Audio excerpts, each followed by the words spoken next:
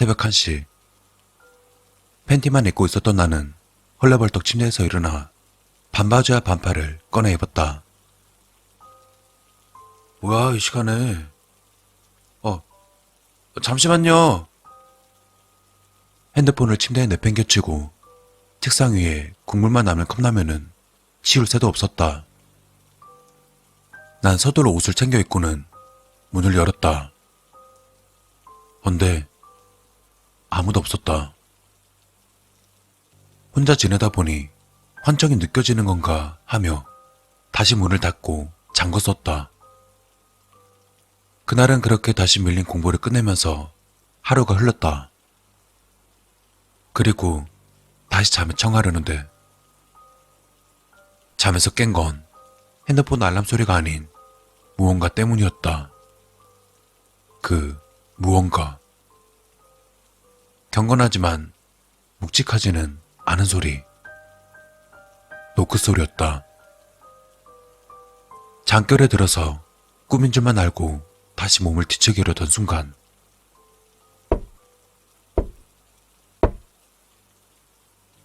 분명하게 내 귀에 박혔다. 침대에서 헐레벌떡 일어나 의자에 걸쳐있는 반바지와 반팔을 입고서 문을 열었다. 하지만 역시 날 반겨주는 건 비상구등에서 새어나오는 초록색 불빛뿐이었다. 어떤 새끼가 장난치는구나. 누군지는 모르겠지만 난 타겟이 되었나 보다. 누군가의 심심함을 달래줄 타겟 말이다. 시간을 보니 새벽 3시였다. 그렇게 난 다시 한참을 뒤척이다 다시금 잠이 들었다.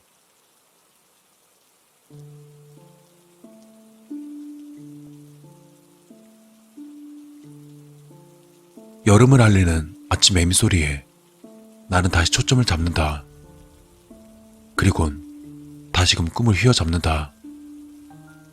토익책을 펴고서 핸드폰에 이어폰을 꽂고 그날 외울 영어 단어들을 들으면서 하루를 시작한다. 그러다 점심때가 되어서는 지갑을 챙기고 고시원 옆 편의점에 가서 도시락을 사 먹는다. 내가 살고 있는 집은 작은 방이라기보다는 관이라는 말이 더 어울리는 이곳에서 영어 단어들을 읊어대며 인스턴트 쌀밥을 목구멍에 채운다. 그리고 그때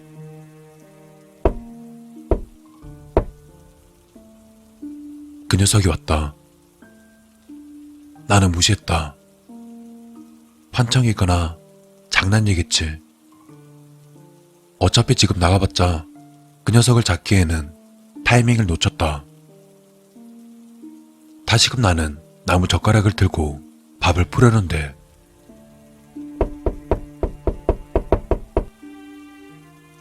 평범한 녀석이 아니었다. 네, 잠시만요. 어쩌면 총무거나 옆방일 수도 있었기 때문에 침착하게 행동했다. 난 문을 열고 손님을 맞이하려는데 문 밖의 복도에는 여전히 텅 비어 있었다. 공허했다. 그리고 그때부터 나의 공부는 망가졌다. 난 옷을 챙겨 입고는 녀석이 다시 오기를 준비하고 있었다. 녀석을 잡을 그 순간을 대기하고 있었다. 하지만 녀석은 오지 않았다. 난 어쩔 수 없이 다시 펜을 잡았지만 옷을 벗진 않았다.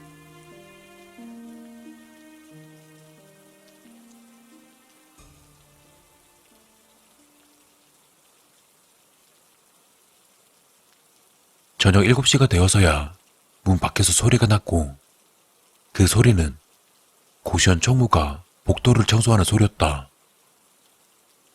난 또다시 예민해졌다. 머릿속에선 녀석에게 어떤 말을 해야 할지부터 만일 싸우게 된다면 어떻게 대처해야 할지까지 온갖 시뮬레이션이 다 진행되고 있었다. 그리고 그 순간 잠깐의 여백도 없는 세 번의 노크 소리다. 내 귀로 박혀 들어왔다. 마침 옷을 다 입고 있었고 문까지의 거리는 그저 책상에서 팔만 뻗으면 닿는 거리이기 때문에 주저없이 바로 문을 열었다. 그리고 문을 열자 고시원 총무가 내게 등을 보인 채 바닥을 쓰고 있었다. 와, 그 개같은 새끼가 총무였네. 저기요. 예? 총무는 어리둥절한 눈빛으로 날 쳐다봤다. 마치 아무 일도 없었던 것처럼. 녹화하셨죠? 난 미간을 찌푸리고 물어보았다. 세게 나가야 했다. 그 순간만큼은 박력 있게 나가야 했다. 그리고 총무는 아니요, 안 했는데요? 라며 시치미를 뗐다. 난 차마 예상하지 못한 답변을 드렸기 때문에 다시 평소의 나로 돌아와서 말을 버벅거리며 죄송하다고 말하며 가볍지 않은 목례와 함께 문을 닫았다. 문을 닫고 다시 의자에 앉는 순간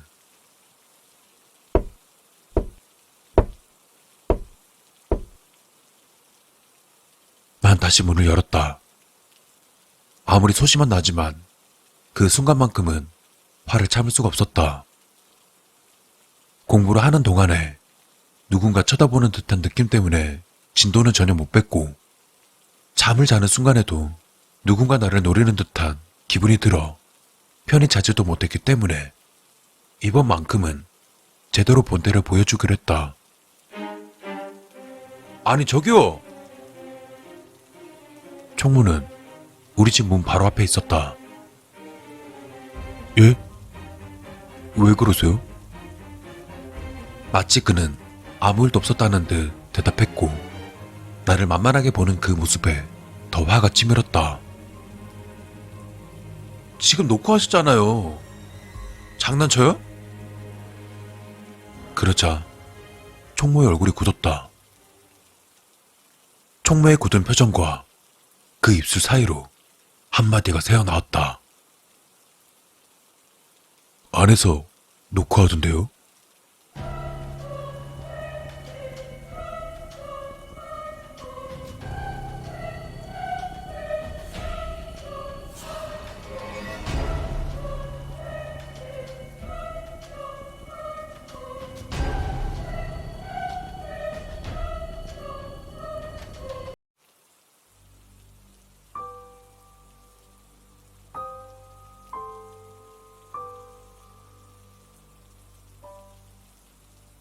옛날 물건들을 정리하던 중 사진 한 장을 발견했다. 20살 때 내가 찍혀있는 사진이었다. 다른 잡동사니들과 뒤섞여 서랍 깊은 곳에 처박혀 있다가 15년이 지난 뒤에야 다시 빛을 보게 된 물건이었다. 순수하고 앳된 그 모습을 보자 그리운 마음보다는 한숨이 먼저 나왔다. 20살. 한창 꿈과 희망으로 가득 찬 시기였다. 무엇이든 할 수 있고 무엇이든 될 수 있기에 내 미래는 밝을 거라 확신하던 그때였다. 행복해 보이는 사진 속 내 모습을 보며 화를 내듯 물었다. 행복하냐고. 그래, 나야 뭣도 모르고 행복하겠지. 하지만 지금 난 처절할 정도로 비참하다. 입 밖으로 나쁜 소리를 내뱉자마자 감정이 터져나오듯 언성이 높아졌다. 너 그따위로 해실거리는 것도 오래 안 가. 현실은 네 생각처럼 그렇게 아름답지가 않아, 병신아. 그것도 모르면서 뭐가 그리 좋다고 쳐웃고 있어? 한껏 열반을 토하고는 마음을 좀 가라앉힌 뒤 사진을 바닥에 내려놓고 조금은 차분한 목소리로 말했다. 자, 이게 무슨 의미인지는 잘 모르겠는데 내가 너무 답답하고 열받아서 그냥 넘어갈 수가 없으니까 내가 하는 말 똑똑히 들어. 나처럼 안 살려면 새겨 듣고 똑바로 하라고. 하고 싶은 이야기는 많지만 머릿속에서부터 정리가 되지 않아. 일단은 상투적인 이야기부터 꺼내기로 했다.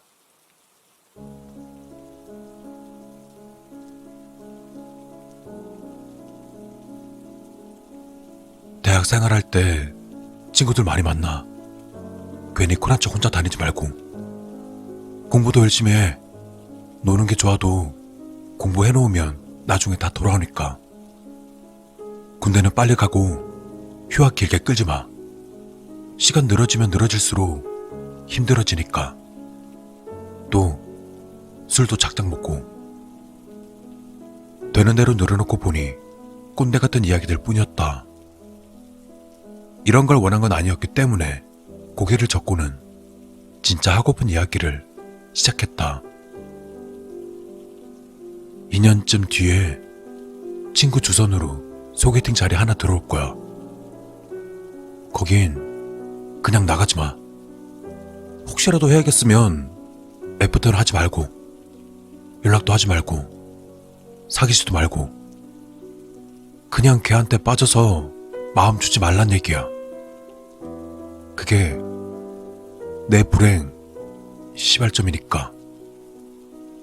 굳이 만나야겠으면 오래 끌지 마. 가능하면 빨리 헤어져. 3년 안에는 무조건 헤어져야 돼. 은지, 병원 가기 전에, 병 걸리기 전에 헤어져. 또 절대 결혼은 꿈도 꾸지 마. 아니, 하다못해 그냥 이혼이라도 해. 쓰레기 소리 들어도 차라리 그게 훨씬 더 편할 테니까. 격해지는 감정에 말을 멈추고는 한동안 심호흡을 한 뒤 어렵사리 말을 이었다.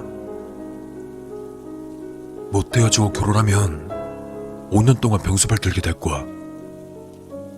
아프고 괴로워하는 거 옆에서 계속 지켜봐야 돼. 차라리 대신 아팠으면 하고 맘만 좀 생각하고, 제발 기적처럼 나왔으면 하고 100만 번 좀 생각하면서 돈 들이고 시간 들이고 인생 전부 다 쏟아부어. 밑 빠진 독에 물 붓는 거야 그게. 그리고 무엇보다 그렇게 전부 가져다 바쳐봐야 은지 결국엔 죽어. 슬픔보다는 분노가 밀려 들어왔기 때문에 이를 악물어야 했다. 더 웃긴 건 뭔지 알아? 은지가 죽을 때쯤 되니까 후회가 되기 시작했다는 거야. 그 긴 시간 동안 고생은 고생대로 실컷 다 해놓고 뒤늦게 후회한단 말이야. 은지 죽는다는 생각이 날 때마다 머리를 쪼개서 뇌를 찢어버리고 싶었는데 정작 한 번 후회를 하기 시작하니까 미칠 것 같았어. 엄청 사랑하고 소중했는데 어느 순간 너무 미워지더라. 은지 장례식에서 한바탕 눈물 쏟고 나니까 오히려 개운해질 정도로. 그렇다고 은지 죽고 나서 편해졌냐 물어보면 그것도 아니야. 일도 그만두고 병원비 내느라 빚도 졌지. 주변 사람 다 떠나가고 정신은 피폐해져서 이제 사회생활도 못해. 은지는 죽었는데 난 벗어나질 못한다고. 알아들어? 도저히 벗어날 수가 없어. 머릿속에서 완전하게 지워버리고 싶은데 그게 안 된다고. 봐, 지금 내 꼴을 봐. 사람도 다 떠나고 단칸방으로 쫓겨나서 아무런 악도 없이 간신히 먹고 살아. 아니지, 이건 사는 게 아니야. 그냥 연명하는 거야. 이런 꼴 되고 싶어? 그러니까 내 말 들어. 그래야 네가 살아. 토해내도 뱉어냈지만 역시나 남는 건 지독한 자기 혐오감 뿐이었다. 그리고 무엇보다 진짜 이 말이 과거의 자신에게 전해진다 해도 자신이 어떤 선택을 할지는 너무도 뻔했다. 그래, 내가 아무리 얘기해도 안 듣겠지. 뻔해. 다시 은지 사랑하고 다시 그 거지 같은 짓거리를 자진해서 하겠지. 착한 척, 멋진 척 해봐야 나중에는 분명 후회할 테니 두고 봐. 마지막에 가서는 언제 죽나 손가락으로 꼽을 거야. 은지 죽었다는 소식 들었을 때 겉으로야 오열했는데 속으로는 환호성이 나오더라. 추잡하지? 그래, 내 인생이 그따위였다고. 말을 뱉어낼수록 혐오감이 심해졌지만 멈출 수가 없었다. 난 사진을 집어들어 한참 동안 쏘아붙였다. 무엇보다 화나는 건 그렇게 고생을 했는데 은지는 날 미워한단 거야. 사진을 내려놓고는 그렇게 중얼거리며 고개를 들어 방 한켠을 매섭게 노려보았다. 그곳엔 야윈 얼굴로 희미하게 미소 짓고 있는 은지의 형체가 서 있었다. 제발 나 좀 내버려둬. 넌 죽었잖아. 난 할 만큼 다 했었다. 내 인생 전부를 다 바쳤었다. 과거도 바쳤고 미래도 바쳤고 전부 다 바쳤다. 그런데 왜 그래? 마지막에 내 마음이 떠났다고? 제발 너 죽게 해달라고 기도해서? 네 상태 악화될 때마다 내심 좋아해서? 그걸 원망하고 싶은 거야? 내가 나쁜 짓 한 거 아니잖아. 그냥 나도 좀 살고 싶은 마음에 좀 그런 생각이 들었던 건데. 은지는 대답 없이 그 자리에 가만히 서 있었다. 한때는 사랑했던 여자지만 지금은 그저 무서운 존재일 뿐이다. 병원도 가보고 약도 먹어보고 할 수 있는 모든 걸 다 해봤지만 은지의 모습을 지울 순 없었다. 환영인지 귀신인지 아님 그 비슷한 무엇인가인지는 모르지만 저게 내 정신을 갉아먹고 있다는 것만은 확실했다. 내가 얼마나 버틸 수 있을까? 아무래도 자신이 없었다. 그리 오래 버틸 수 없을지도 모르겠다.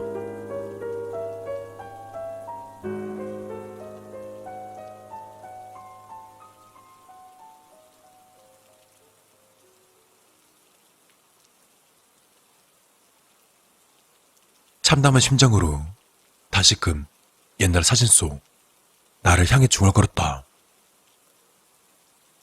후회할 짓 하지 마. 어? 야, 후회할 짓 하지 마. 차분히 사진을 정리해 상자에 담는 동안 은지는 여전히 섬뜩한 모습으로 가만히 나를 바라보고 웃었다.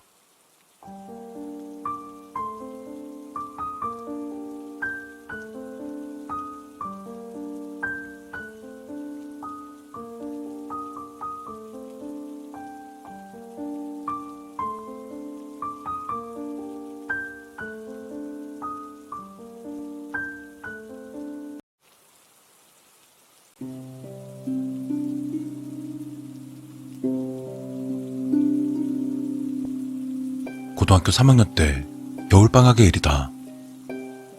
우린 마지막 고등학생의 추억을 남기려 난 A와 M 2명의 친구와 함께 남자 셋이서 여행을 떠났다. 우리가 가게 될 목적지는 산기슭의 온천여관으로 주변에 별다른 건 없지만 공기가 무척 맑았다. 여관에 도착한 우리는 짐부터 먼저 풀고 놀자고 말하며 체크인을 했다. 학생들이 용돈 모아온 여행이다 보니 그다지 좋은 여관은 아니었다. 하지만 고풍스럽고 깨끗한 나름은 괜찮은 곳이었다.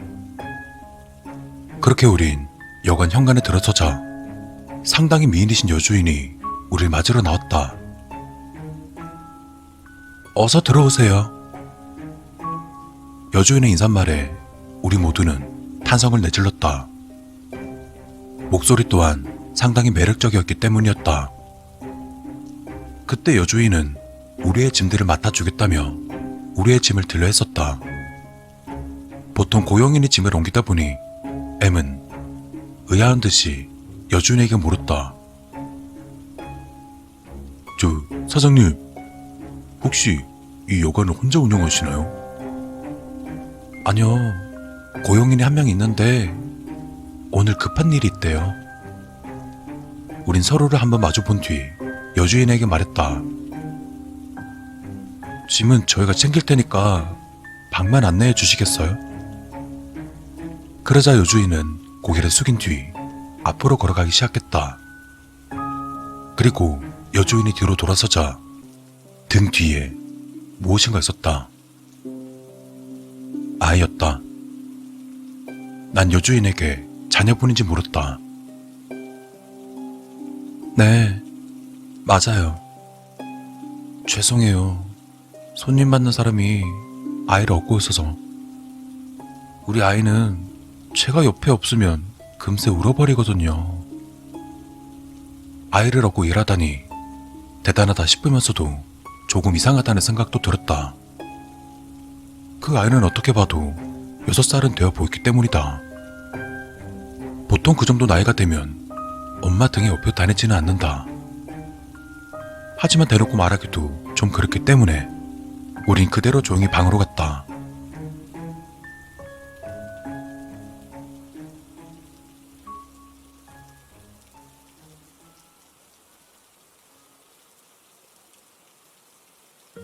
우린 짐을 풀고는 산을 탐험하고 산기슭의 가게에서 특산품을 사는 등 나름 그곳에서 재미있게 놀다가 여관으로 돌아왔다. 그리고 방에 돌아와선 친구들과 이야기를 하던 중 여주인이 우리 찾아왔다. 식사 준비되었는데 언제 드릴까요? 마침 우리들은 배가 고파오고 있었기 때문에 우린 바로 가져다 달라 부탁했다. 그리고 얼마 후 고용인이 식사를 가져왔다. 우린 고용인을 이때 처음 봤었고 60세 정도 된 다리가 불편해 보이는 아저씨였다. 천천히 드세요. 고용인이 그렇게 말하고는 문을 닫고 나갔고 우린 밥을 먹기 시작했다. 그런데 잠시 뒤 여주인이 찾아왔다. 죄송한데요. 우리 아이가 손님들과 같이 밥을 먹고 싶다고 하네요. 실례가 되지 않는다면 같이 먹게 해도 될까요? 아까 등에 엎여있던 아이를 생각하고는 우린 괜찮다라고 말하며 승낙했다. 그리고 여주인은 문 뒤에서 밥상을 꺼내오더니 아이를 등에서 내렸다. 아가야, 잘 됐네? 오빠들이랑 같이 식사할 수 있어. 근데 우리 모두는 소름이 돋았다. 그 아이의 정체는 인형이었던 것이다. 죄송해요. 좀 자기 마음대로인 애기라서. 그럼 잘 부탁드려요. 여기서 더 소름이 돋는 건 여주인의 얼굴은 해맑게 웃고 있었다. 그리고 여주인은 우리들 사이에 인형을 앉혀놓고는 방을 나갔다. 우리 셋은 아무 말 없이 그 인형만 쳐다봤다. 그러다 어느 정도 시간이 지났을까 고용인이 찾아왔다. 정리하러 왔습니다. 식사는 다 끝나셨나요? 고용인 뒤에는 여주인이 우리 소름 돋게 쳐다보고 있었다. 그러다 우리와 눈이 마주치곤 말을 꺼냈다. 어머, 이 아이 평소에는 밥은 잘 안 먹는데 손님들이랑 같이 있어서 아이가 즐거웠나 봐요. 여주인은 그렇게 말하곤 인형을 살포시 들어 품에 끌어안고 밖으로 나갔다. 우린 할 말을 잃은 채 멍하니 있을 뿐이었다.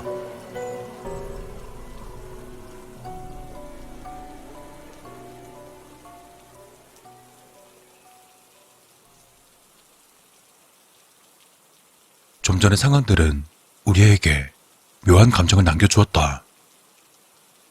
이 묘한 감정을 떨치려 난 친구들에게 온천이라도 다녀오자 말했었다. 하지만 친구들은 다들 지쳐 있었는지 고개를 젓고는 먼저들 자겠다고 말했다.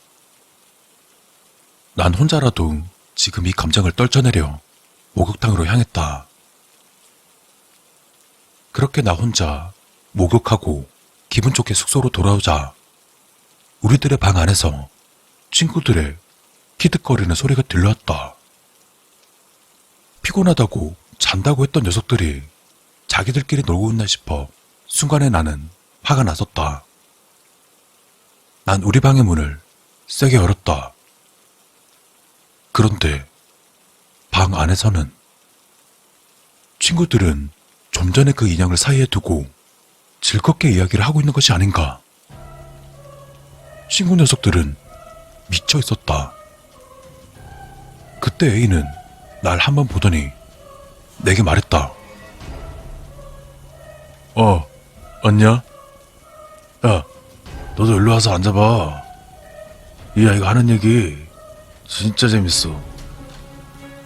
M 역시 말했다. 빨리 너도 이리 와. 진짜 웃겨. 두 녀석들 눈들은 초점에 풀려 있었다. 무슨 소리야? 니네 정신 차려. 이건 그냥 인형이잖아. 무슨 말을 하는 거야? 친구들은 내 말에 웃는 표정을 그만두었다. 인형? 야, 너야말로 무슨 소리야? 이 아이 스스로 못하고 니랑 이 입으로 맞잖아. 순간 뒤에서 누군지 알 수 없는 소름 돋는 목소리가 들려왔다. 친구들 목소리는 아니었다. 등골이 오싹해졌다. 그리고 천천히 뒤를 돌아봤다. 같이 오신 분들은 우리 아이가 마음에 들어하는 것 같은데 손님은 우리 아이가 별로인가요? 여주인과 고용이는 기분 나쁘게 웃고 있었다. 난 정신없이 여관을 뛰쳐나왔다. 필사적으로 산을 내려갔다. 빠르게 뛰어가던 도중 문득 뒤를 돌아보았다. 뒤를 돌아보니 말도 안 되는 모습으로 고래고래 소리를 지르며 여주인과 고용이는 날 따라오고 있었다. 기괴한 모습으로 엄청 빠르게 말이다.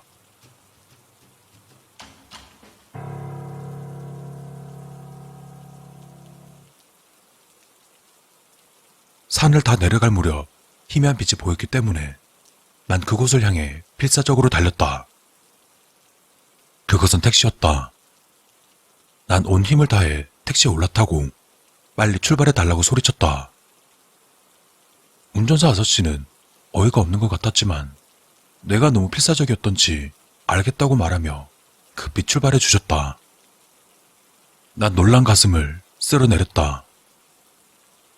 그러다 택시기사 아저씨는 내게 무슨 일이 있었냐 물어봤고 조금 전 상황들을 모두 말씀드렸다. 헌데 내 말을 들은 택시기사 아저씨는 한동안 침묵했다. 그러더니 조심스레 이야기를 꺼냈다. 학생, 그 여관은 말이야 15년 전에 망하고 없어졌어.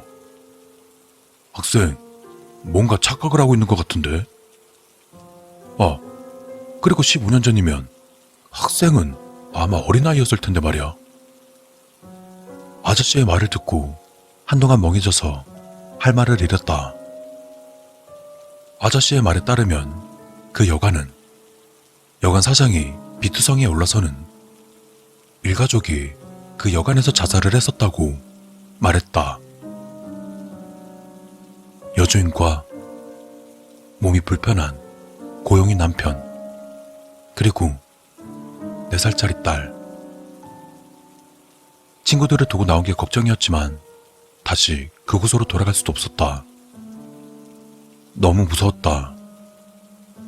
난 해가 뜨면 여관을 데려달라고, 아니 15년 전 없어졌던 그 여관 쪽으로 가달라고 아저씨에게 부탁했다.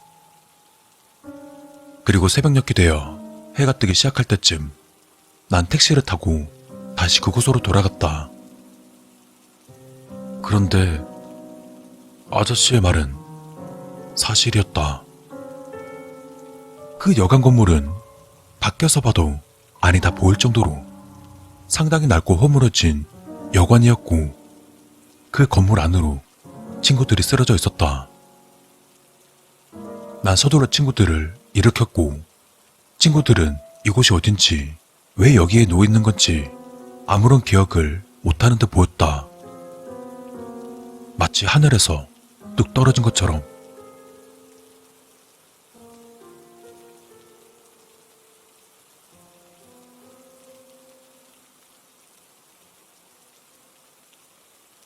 그런데 우리 서로의 기억들이 왜 다 다른 걸까? 어디서부터 꼬여버린 건지. 건물 자체가 유령일 수도 있다는 것을 알게 된 기묘한 체험이었다.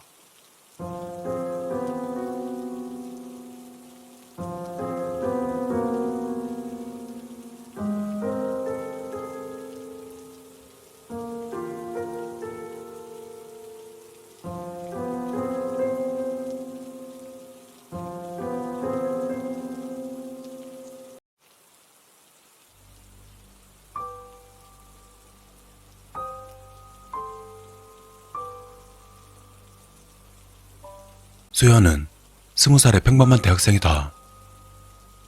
1학기가 끝나갈 무렵 딱히 할 것도 없었던 수연은 용돈이나 벌어볼 심산으로 PC방 야간 아르바이트를 시작했다. 난생 처음 해보는 아르바이트였기 때문에 조금이나마 설렜다. 그가 평소 게임을 좋아하는 이유도 한몫했을 것이다. 그래서 손님이 적은 야간 시간을 선택했는지도 모른다. 그런 그가 일하게 된 곳은 아담한 PC방. 그리고 이상한 일은 그가 일한 지 정확히 보름째 되는 날부터 시작되었다. 여느 때처럼 손님들이 대부분 빠져나가 흡연석 몇 군데에서 오타쿠 같은 아저씨들 5-6명이 그날 손님의 전부였었다. 금연석은 텅텅 비어 20대의 컴퓨터는 전부 꺼져 있었고, 평소와 같이 수연은 금연석 맨 안쪽 자리에 있는 11번 자리의 컴퓨터로 한창 빠져있는 게임을 즐기고 있었다. 11번 자리는 카운터와 제법 거리가 있는 곳이었지만 손님이 들어오면 문에 달린 기계음이 울려 퍼지므로 수연은 불편함을 느끼지 못하고 있었다. 가끔 라면이나 음료수 등의 주문 같은 경우도 자리마다 달려있는 벨이 있었기 때문에 더욱 그랬다.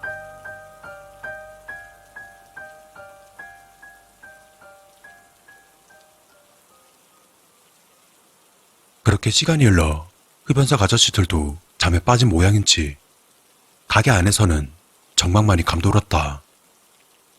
오직 수연의 컴퓨터 스피커에서 약하게 틀어놓은 소리만 들려온다. 언제나처럼 게임에 빠져있던 수연은 돌연 맞은편 끝자리인 1번 자리의 부팅 소리를 듣게 된다. 손님이 벨을 누를 때 놓칠 때가 있는 수연이었지만 이상하게 1번 컴퓨터 시작음에는 비처럼 반응이 빨랐다. 자신이 사용하고 있는 컴퓨터를 제외하고는 전부 꺼져 있어야 정상이거늘 이상하게 1번 컴퓨터에만 불이 들어와 있었다고 한다. 들어온 손님도 나간 손님도 없는 데다 설사 누가 켜고 간 것이라면 움직임을 포착할 수 있는 게 당연했을 터였다. 이상하게 생각한 수연은 단순한 오작동이라고 생각할 뿐이었다. 수연은 자리에서 일어나 1번 자리의 컴퓨터로 가서 시스템 종료를 시키고 자리로 돌아와서는 다시 게임에 빠져든다. 시간은 새벽 3시 40분을 가리키고 있었다. 그러다 한참 동안 게임에 열중하는데 또다시 들리는 부팅 소리. 설마 하는 마음에 수연은 고개를 돌려본다. 헌데 이걸 뭐라 설명해야 될지.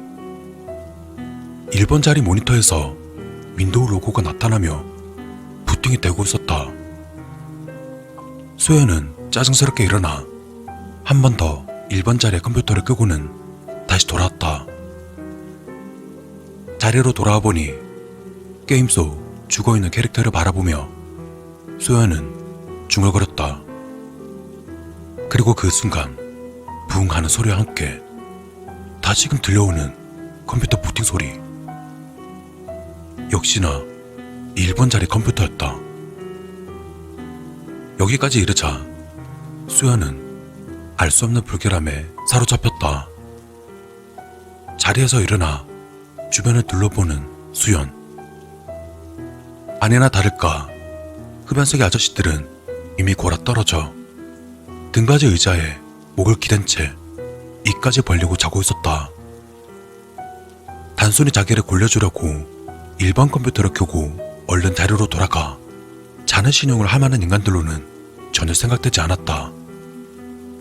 그리고 마치 기계처럼 1번 컴퓨터로 가서는 다시금 시스템 종료를 했다. 불길한 마음을 해소 뒤로 하며 다시 자리로 돌아와 앉았다. 그리고 이번엔 게임을 하는 게 아닌 1번 자리 쪽으로 몸을 돌려 감시해 보기로 했다.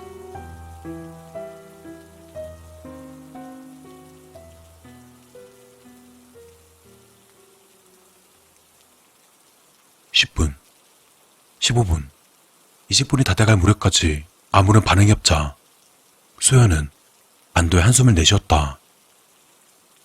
단순한 오작동일 거라 확신한 것이었다. 다시 게임에 집중하려 의자를 제자리로 돌리는 순간 붕 하는 소리와 함께 1번 자리의 컴퓨터가 또다시 켜진다. 수연은 등골이 서늘해지는 것을 느꼈다.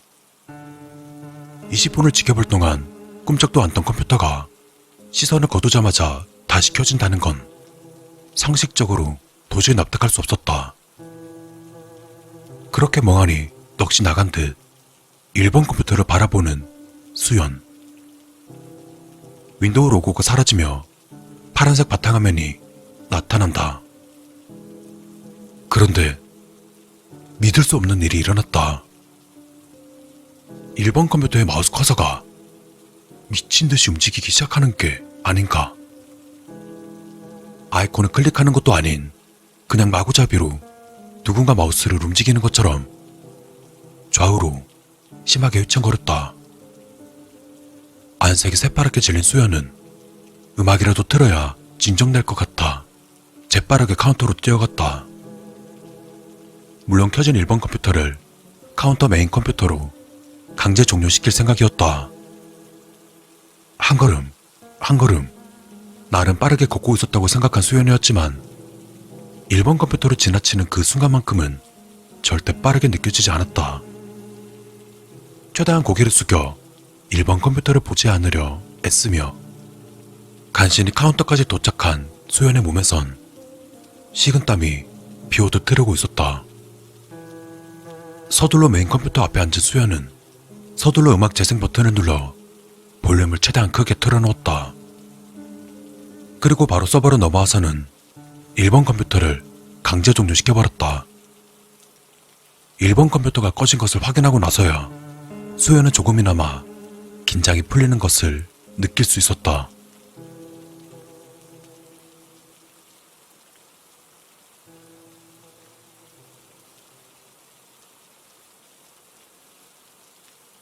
수연은 음악 소리를 따라 흥얼거리며 옆쪽에 자리 잡고 있는 CCTV를 보기로 했다.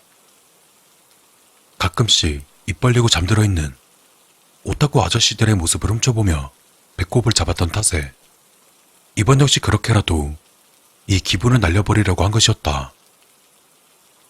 8개로 분할된 화면을 하나하나 확대해서 보는 수연. 역시나였다. 흡연석 쪽 아저씨들은 세상 모르게 잠들어 있었고 그 모습은 너무나 우스꽝스러웠다.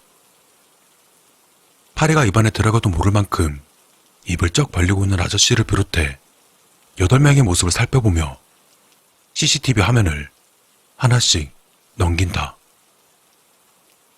흡연석을 비추는 4개의 화면을 전부 보고서야 금연석과 카운터를 비추는 나머지 4개의 화면을 볼 수 있었다. 아저씨들의 웃긴 모습을 봐서 그런지 좀 전에 불미스러웠던 기분은 거의 다 사라진 참이었다. 20번부터 10번까지 비추는 영상이 지나 카운터를 비추는 영상을 넘긴다. 그리고 1번 컴퓨터부터 9번까지 비추는 영상을 보았을 때 소연은 순식간에 몸이 얼어붙는 것을 느낄 수 있었다. 저만치 끝에 있는 1번 컴퓨터에 푸른 불빛이 들어와 있었기 때문이었다.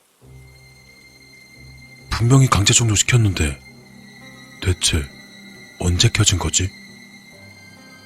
음악 소리 때문에 듣지 못한 것 같았다. 알 수 없는 공포와 더불어 미칠 듯한 호기심이 일었던 소연은 마지막 하나 남은 1번부터 4번까지 컴퓨터와 카운터를 비추는 영상을 보기 위해서 마우스 커서를 움직였다. 화면이 바뀌며 자신이 앉아있는 카운터의 모습이 적나라하게 드러났다. 그리고 그 앞으로 1번부터 4번까지의 컴퓨터 쪽으로 시선이 향했을 때 수연은 자신의 눈을 의심할 수밖에 없었다. 1번 컴퓨터에 알 수 없는 의문의 한 여성이 엉거주춤한 자세로 서서는 귀까지 찢어진 입을 실룩이며 온통 검은색인 눈동자로 카운터에 앉아있는 자신을 뚫어질 듯 노려보고 있었기 때문이었다. 소연은 재빨리 고개를 돌려 1번 컴퓨터 쪽을 바라보았지만 아무것도 보이지 않았다. 잘못 본 거지. 그래, 잘못 본 거지 그럼. 애써 자신을 위로하며 다시 모니터로 시선이 향했을 때 수연은 태어나서 처음으로 죽을지도 모른다는 공포에 휩싸였다. 그건 좀 전까지 영상 속에 1번 자리에 있던 괴이한 여성이 수연에 앉아있는 카운터 안쪽으로 슬금슬금 기어오고 있었기 때문이었다.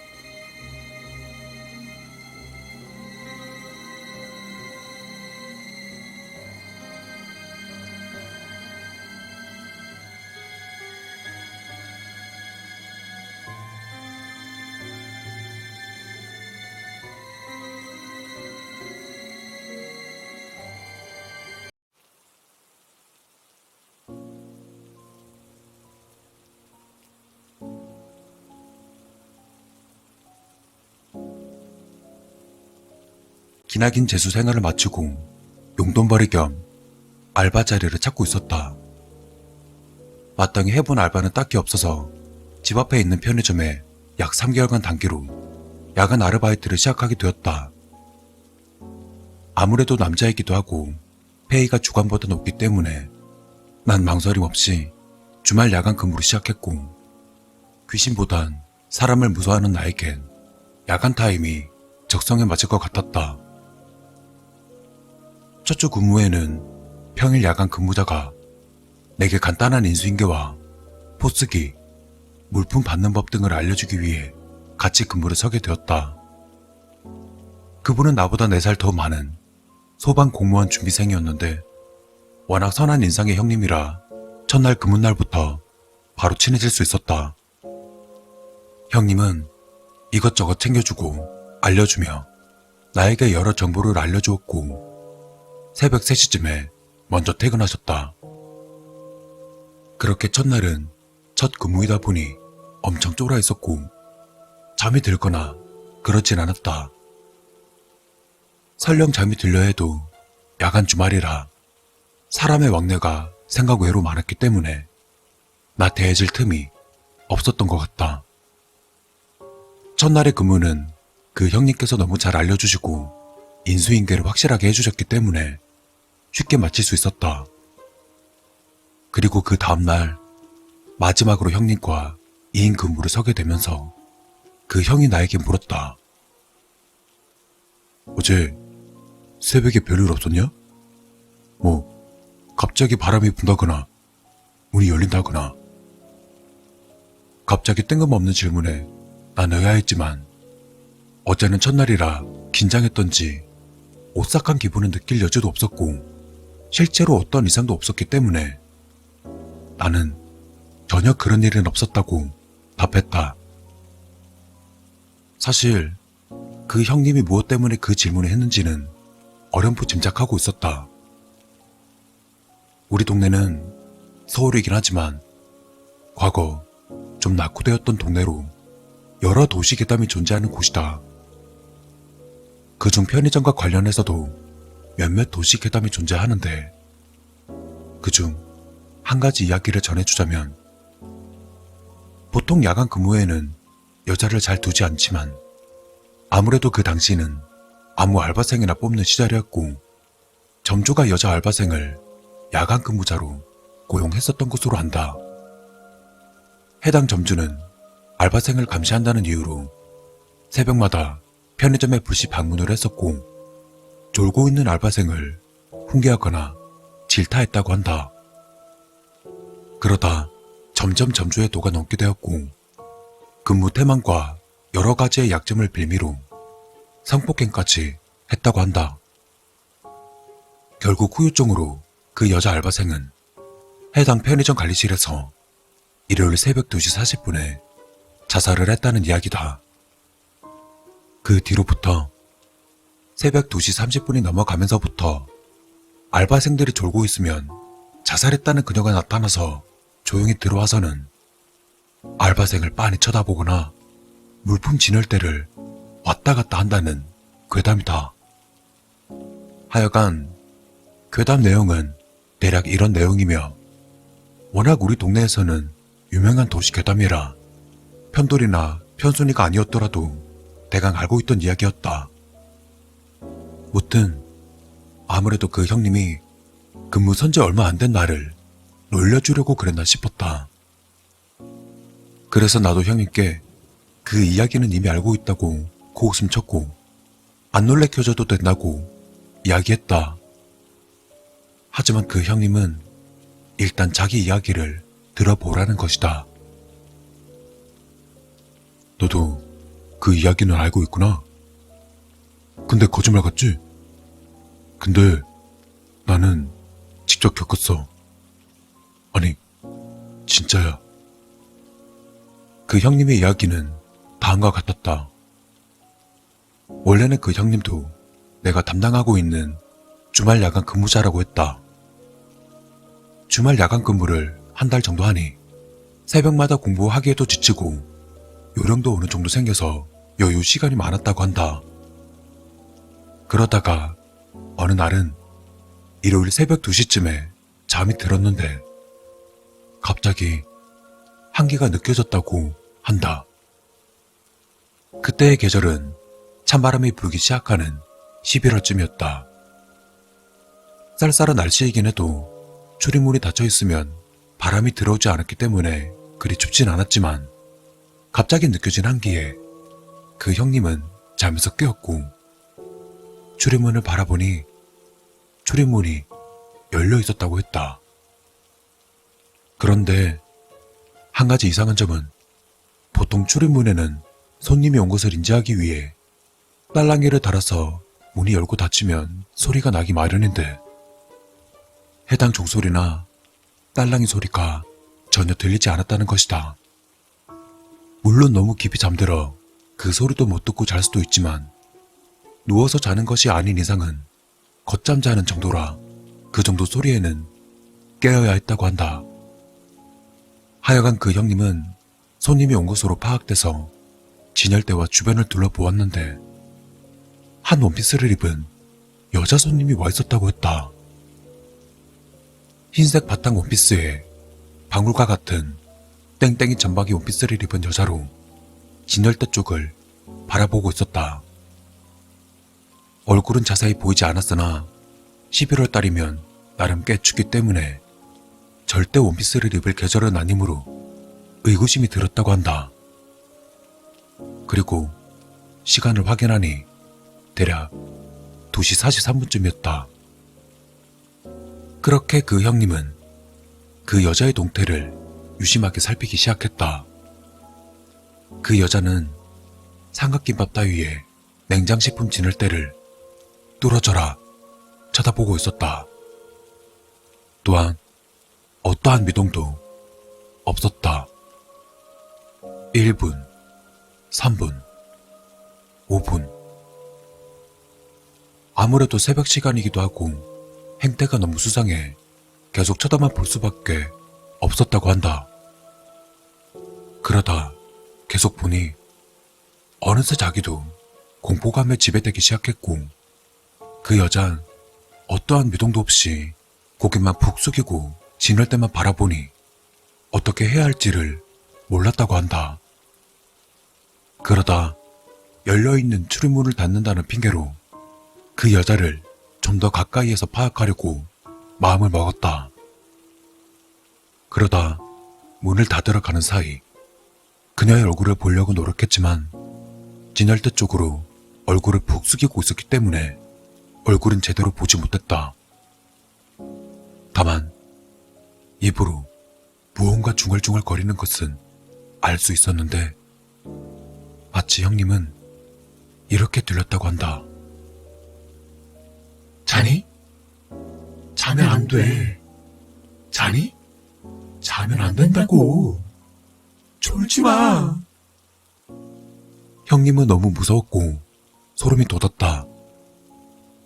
그리고 일단 문을 닫고 일단 그 여자에게 이야기는 해봐야겠다고 생각했다. 그리고 천천히 고개를 돌리고 출입문을 닫는 순간 그 여자가 괴성을 지르기 시작했다. 내가 잘못했어요. 전장님, 정말 죄송해요. 그러지 마요. 제발. 그리고 그녀는 관리자실을 향해 달려가더니 열쇠도 없이 문을 열고는 안으로 사라졌다. 형님은 너무 놀란 나머지 출입문 앞에서 주저앉아 버렸고 정신을 살짝 잃었다고 한다. 그리고 몇 분 뒤 정신을 차리고 그 관리자실 문을 열어 냉동 창고, 금고 모두 확인해 보았지만 사람의 어떠한 흔적도 없었고 그 누구도 없었다고 한다. 형님은 반패닉 상태가 되었고 이대로는 너무 무서워서 근무를 살 수 없을 것 같았기 때문에 새벽이지만 점주님께 전화를 걸어 자초지종을 설명했다. 새벽녘에 깨운 점주님은 당연히 정상적인 컨디션일 리 없었고 당연히 온갖 짜증을 내며 새벽 4시가 좀 넘어서 편의점으로 부랴부랴 왔다고 한다.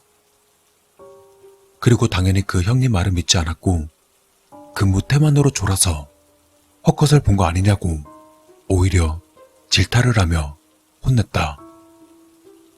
물론 형님은 그렇게 혼나면서도 옆에 사람이 있다는 것만으로 너무 안심이 되어서 눈물까지 흘렸다고 한다. 그래도 형님이 너무 진지하고 울먹거리면서까지 이야기를 하니 점주님도 뭔가 수상했는지 그럼 편의점 내부 CCTV 영상을 확인하자고 제안하였고 점주님은 관리자실에서 CCTV 내용을 확인했다. 그렇게 15분 뒤 점주님은 진지하게 형님에게 이야기했다. 너 혹시 몽유병 있니?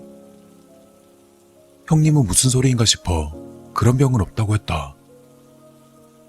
그리고 점주님은 CCTV 영상을 직접 확인하라고 하였고 실제 영상을 확인한 순간 너무 당황스러웠다고 한다.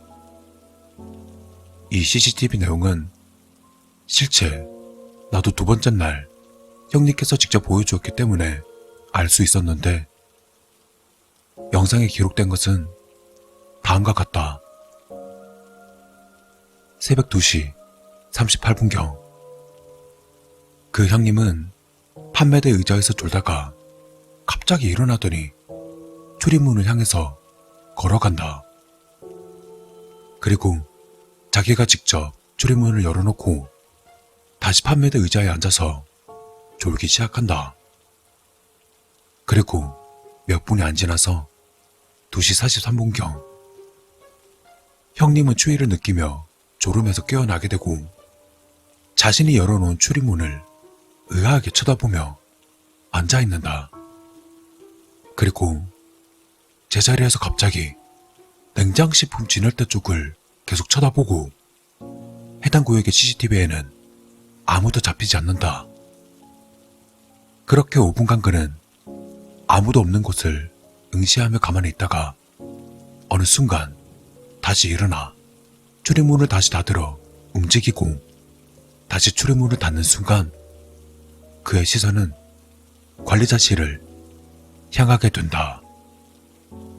그리고 푹 쓰러지고 약 1, 2분이 지난 뒤 본인이 관리자실 문을 열고 닫으며 다시 출입문에 기대어 쓰러진다. 그렇게 다시 몇 분 뒤 그는 관리자실 문을 열어 확인하고 다시 카운터 쪽으로 나오며 점주님께 전화를 건다.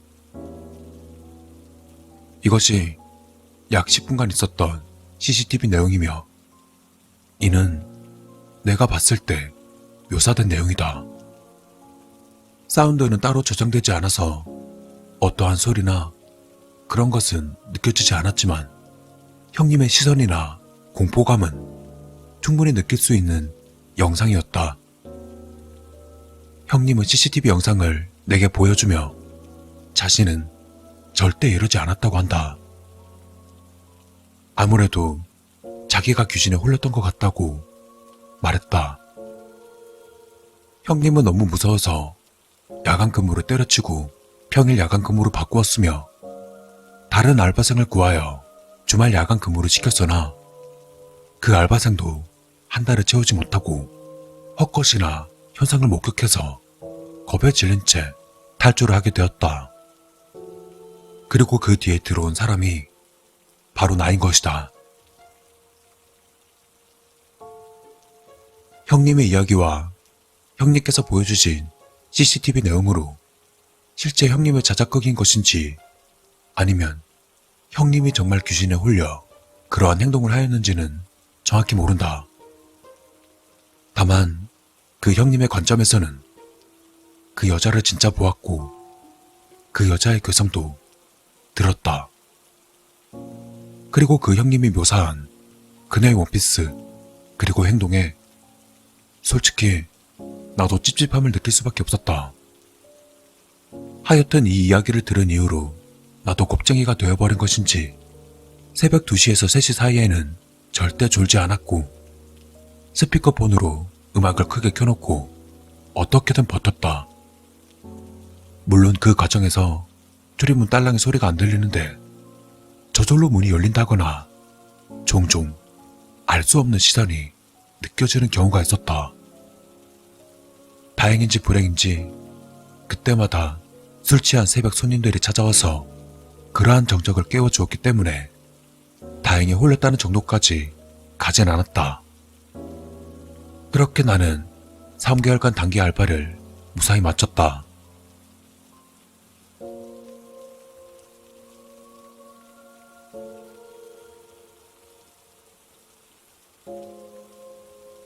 해당 편의점에 대한 괴담이나 이야기는 내 기억에 묻히는가 싶었다. 하지만 대학 새내기 시절 점주님께서 온 연락으로 나는 소름 돋는 사실을 알 수 있었다. 그 당시 서울 어느 지역을 돌아다니며 편의점을 터는 2인 강도가 활개치고 있었다. 이들은 보통 졸고 있는 알바생이나 여자 알바생을 타겟으로 알바생이 비상 연락을 취하기 전 먼저 제압한 뒤 금품을 갈취하는 2인 강도로 워낙 도주도 빨라서 경찰들의 수사는 계속 난항이었다. 그러다 11월 4일 새벽경에 우리 동네 바로 옆 편의점을 털었고 해당 동네 편의점 알바생은 목숨에는 지장 없지만 중경상을 입었고 금품은 거의 털렸다고 한다. 그들의 범행 시각은 새벽 4시경으로 그들의 동선을 파악하기 위해 경찰들은 그 동네 기준으로 우리 동네까지 탐문 수사 및 CCTV를 조회하고 있었다. 그러다 경찰들은 내가 일하던 편의점까지 조사하게 되었고 편의점의 외부 CCTV를 돌려보다가 그 형님께서 관리자실을 달려가고 있는 시점, 즉 우리는 출입문 쪽을 보지 않고 관리자실 쪽에 CCTV를 중점으로 바라봐서 눈치채지 못했던 출입문 쪽을 돌려보게 되었는데 그 출입문 CCTV에는 그 2인조 강도로 추정되는 남자 2명이 서성이고 있었다는 것이다.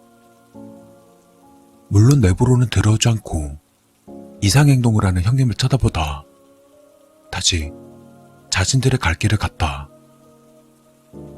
후에 경찰이 끈질긴 수사 끝에 그들은 결국 잡히게 되었고 내가 알바했던 그 편의점도 그들의 범행 대상 중 하나였다는 사실을 알게 되었다. 그리고 예상했듯이 바로 11월 4일 일요일 새벽이 그들의 실행 날짜였다. 그들은 범죄 대상으로 우리 편의점을 노렸었고 형님이 조는 걸 본 그들은 연장과 장비를 챙겨 준비를 하다가 갑자기 일어나서는 이상 행동을 보이는 형님의 행동에 당황해서 범행을 실행하지는 않았다는 것이다. 그렇게 그들은 범행 대상을 바꾸어서 옆 동네까지 가게 되었다. 점주님은 해당 수사에 도움을 주기 위해 나에게 전화를 했던 것으로 그때 당시 수상한 사람이나 흔적이 있었냐고 물어보았고 그 과정에서 나는 사건의 전말을 알게 되었다. 과연 그녀는 그 형님을 도와주기 위해서 우리 편의점으로 들어왔던 것일까? 아니면 단지 자신의 억울한 사연을 하소연하려 돌아다녔던 것일까? 사실 아무도 그 이유는 모른다. 다만 새벽 2시 40분 그녀는 지금도 편의점을 돌아다니며 그들을 깨우러 갈 것이다.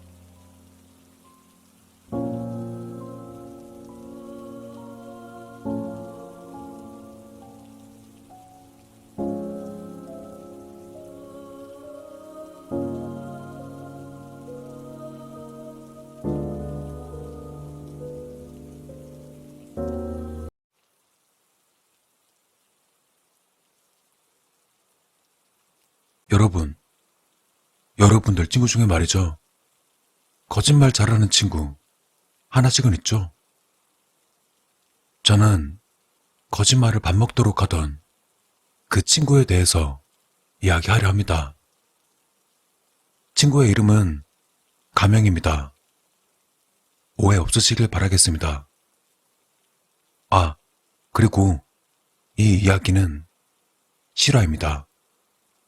그럼 시작하겠습니다.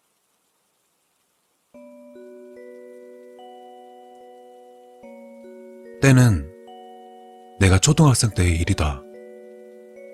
내가 어렸을 적에는 대략 컴퓨터 가격이 250만 원부터 시작했던 걸로 기억한다.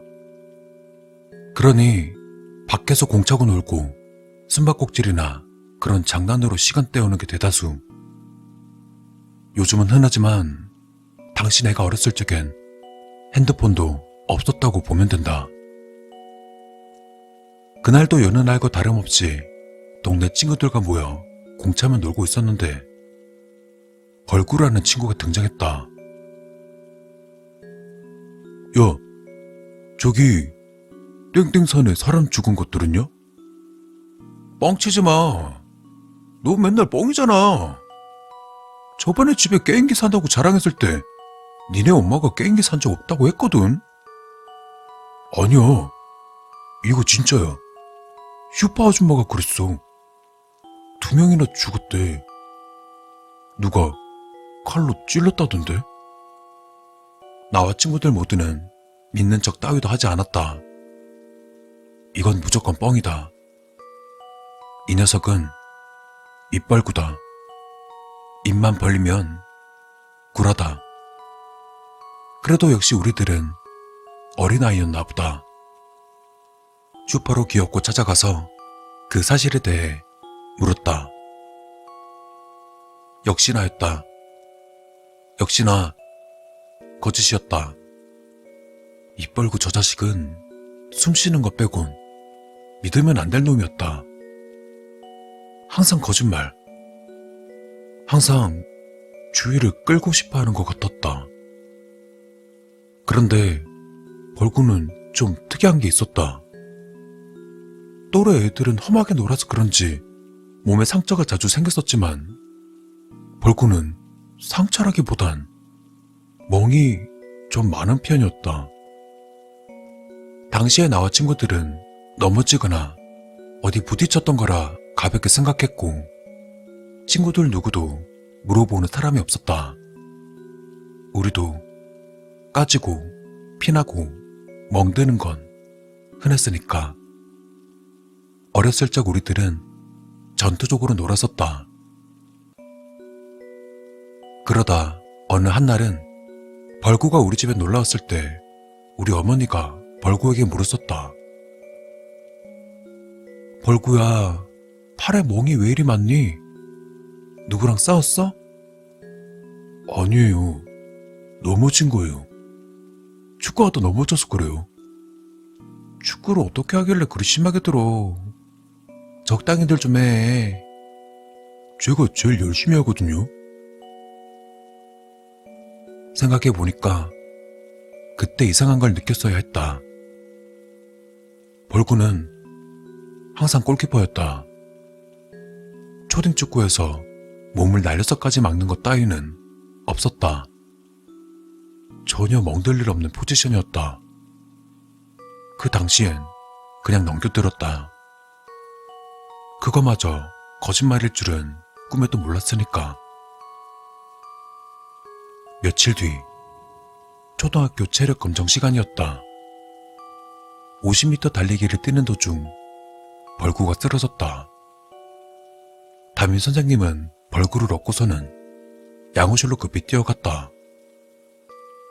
양호 선생님 말씀으론 약간의 탈수 증세가 있는 것 같긴 한데 정밀한 건 병원에 가봐야 할 것 같다고 말했다.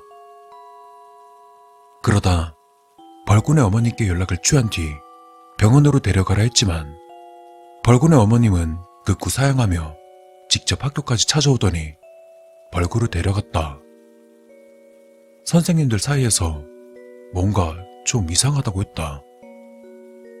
보통의 엄마들은 아들이 다치면 호들갑을 떠셨겠지만 벌군의 엄마는 놀란 기색도 전혀 없었고 오히려 차분했었다고 했다. 그러다 벌군 몸에 있는 검붉은 멍에 대한 이야기가 스멀스멀 나오기 시작했다. 그렇게 며칠이 흐르고 벌군은 그동안 학교에 나오지 않았다. 벌군은 건강이 좋지 못해 당분간 학교를 못 나온다는 것이었다. 그래도 우린 꼴의 친구라고 몇몇이 모여서 벌군의 병문안을 가기로 했다. 아, 거기에 담임 선생님도 포함되어 있었다. 우린 선생님과 함께 벌군의 집 앞에 도착했다. 선생님이 먼저 들어가시고 우리는 차고에 들어가기로 했다. 그런데 선생님은 문전박대를 당했다. 꽤 먼 거리에 있던 우리들은 무슨 대화가 오고 갔는지 알 수 없었지만 선생님 표정에는 어이없음과 이상하다는 표정이 묻어 있었다.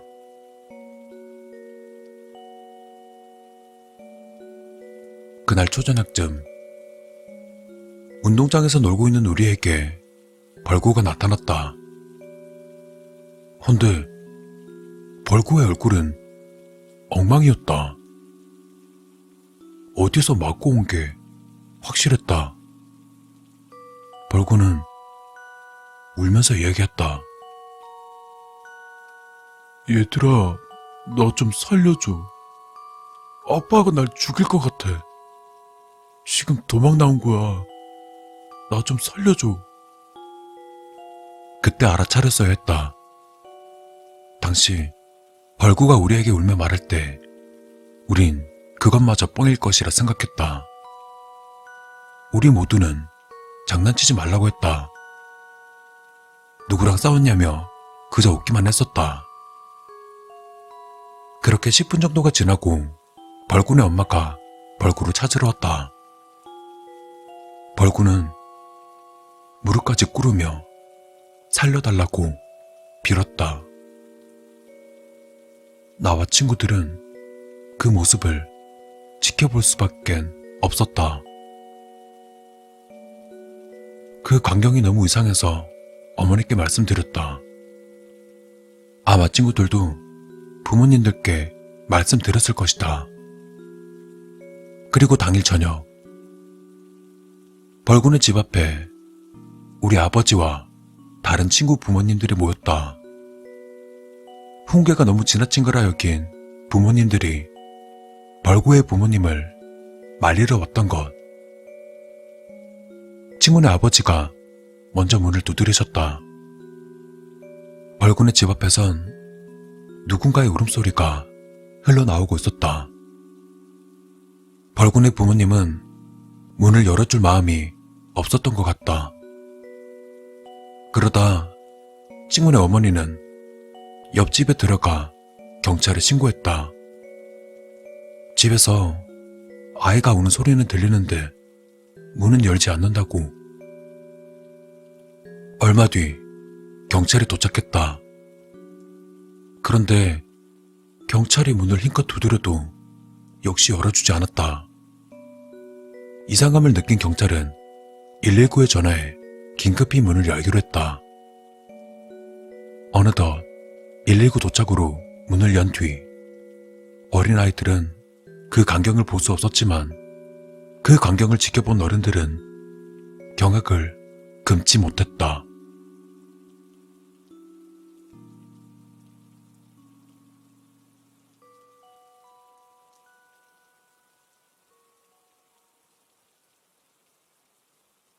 지금부터 할 이야기는 그 광경을 지켜본 아버지께 전해 들은 이야기다. 119가 황급히 문을 연 그 순간 벌구네 집 거실은 바닥엔 피가 묻어 보이는 걸레들과 생전 처음 맡아보는 상당히 비릿한 냄새가 났다고 했다. 그러다 방에 들어선 모습은 아주 처참했다고 한다.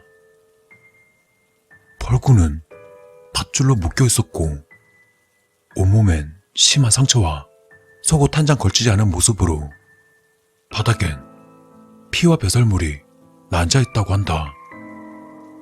물론 벌군의 부모님은 없었다.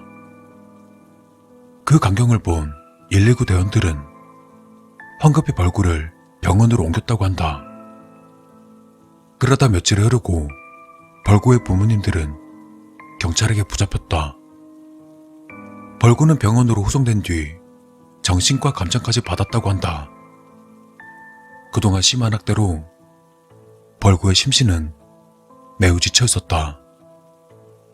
또 벌구는 정신과의 소견으로 질문에 요지와는 전혀 다른 대답만 했다고 한다. 정신적으로 문제가 있다고 판단했지만 벌구는 단지 살기 위해서 거짓말을 했었던 것이라 했다. 극심한 알코올 중독인 새아버지와 벌구보다는 알코올 중독자를 더욱 사랑하는 벌구의 엄마. 벌구의 새아버지는 반백수로 노름과 술로 인생을 살며 노름으로 잃은 화를 벌구에게 풀었다고 한다. 벌구의 엄마는 새아버지가 자기를 버리고 떠날까봐 자기 아들이 맞고 학대당해도 침묵했던 거라 한다. 치료가 끝난 벌구는 학교에 작별 인사도 없이 보호센터로 옮겨졌다. 그 후로 벌구와는 연락되지 않았다.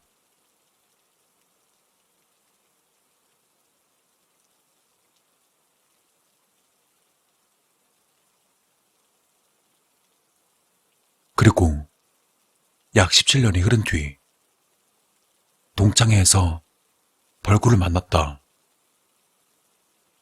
모두들 너무나 반가워했다. 그리고 이 녀석 어릴 적 얼굴 그대로였다. 성인이 되어 만난 우리들은 신나게 술틀을 퍼부어댔다. 그러다 술자리가 무르익고 어떤 한 녀석이 많이 취했는지 벌구에게 그만 실수를 저질렀다. 그때 많이 아팠냐? 부모들은 어찌 되었냐? 진짜 아무리 취했다지만 생각 없는 새끼였다. 벌구는 이야기를 가만히 듣다가 자리에서 벌떡 일어나더니 주먹을 휘둘렀다. 충분히 이해했다. 그리고 벌구가 말했다. 야, 니네들 내가 여기 왜 왔는지 알아? 니네 보고 싶어서? 아니야.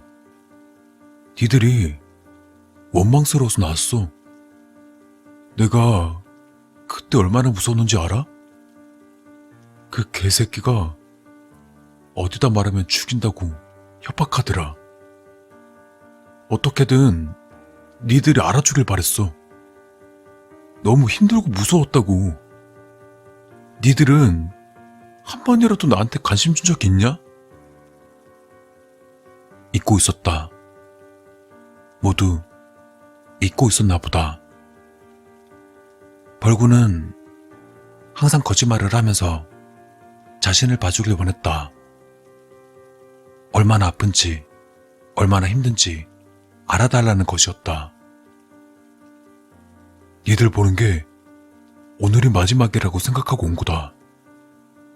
나 찾을 생각 하지들 말고 그냥 없던 사람이라 생각해.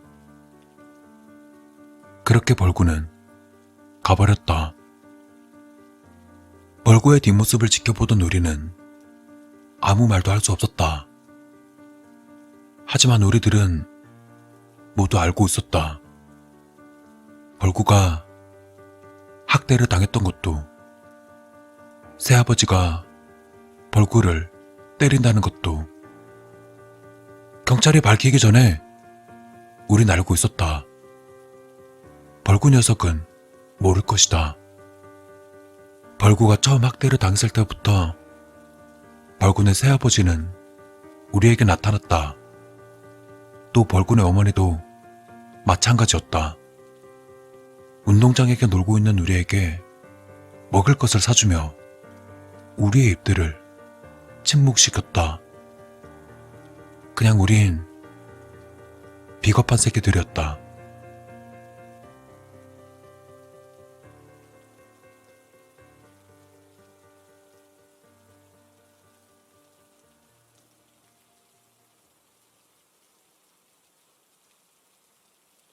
혹시나 이 글이 제 친구에게 전해진다면 꼭 미안하다고 말해주고 싶습니다. 미안했어. 비겁하게 밝히지 못해서 정말 미안했어. 용서를 바라는 게 아니야. 앞으로 무슨 일을 하든 좋은 일만 있길 바랄게. 다시 한번 얼굴 봤으면 좋겠다. 진심으로 미안하다고 꼭 전하고 싶다. 친구야.